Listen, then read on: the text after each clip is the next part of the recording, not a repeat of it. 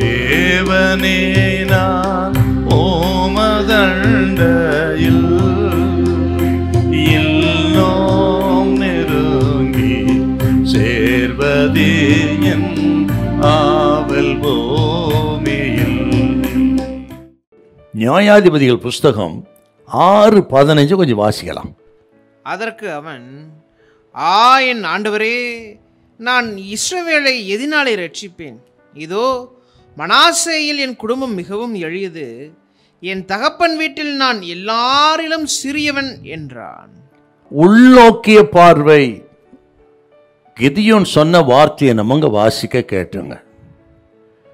என் தகப்பன் வீட்டில் நான் மிகவும் சிறியவன் அப்படின்னு தன்னுடைய உள்ளான நிலைமையை அறிந்து கிதியோன் சொன்ன வார்த்தை. இது அப்படியே மனசில் வைங்க.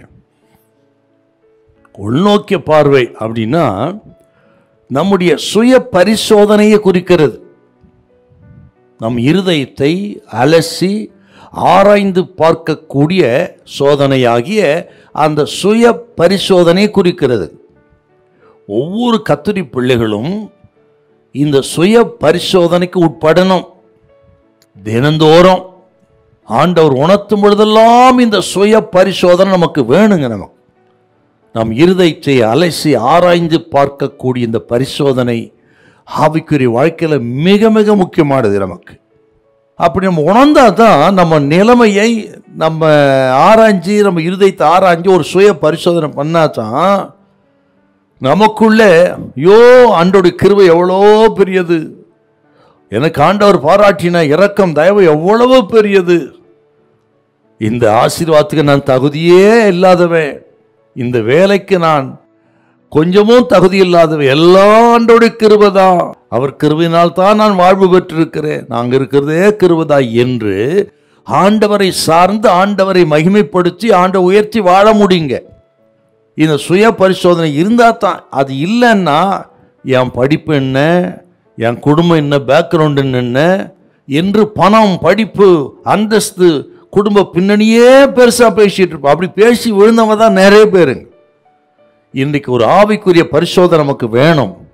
இப்போ நம்ம ஆராய்ச்சி பார்க்கணும். பாருங்க, கிதியோன் தன் குடும்பத்தை தன் ஆராய்ச்சி பார்த்து தான் அப்படி சொல்கிறாருங்க. மனாசேயில் என் குடும்பம் எளிய குடும்பம் அப்படின்னு சொல்கிறாருங்க. அப்படி தன்னை பரிசோதனை செய்து தன்னை தாழ்த்தி வெறுமையாக்கின இந்த கிதியோனை கொண்டு தான் கர்த்தர் மகத்துவமான காரியங்களை செய்தார். ஆண்டவர் நம்மை கொண்டு மகத்துவமான காரியங்களை செய்து நம்மை பராக்கிரமசாலிகளாக மாற்றணும்னா இந்த சுய பரிசோதனை நமக்கு வேணுங்க. நம்ம படிப்பு, சாமர்த்தியம், அனுபவம், பின்னணி இதெல்லாம் ஒன்றும் இல்லை, எல்லாம் கர்த்தர்ன்ற நிலைமைக்கு வந்துட்டீங்கன்னா உங்களை கொண்டு கர்த்தர் செய்கிற பயங்கரமாக இருக்கும். கர்த்தர் உங்களை அநேக ஜாதிகள் முன்பாக உயர்த்தி மேன்மைப்படுத்துவா. நீங்கள் வெட்கப்பட்டு போக விடவே மாட்டார். ஹல்லேலூயா, ஹல்லேலூயா.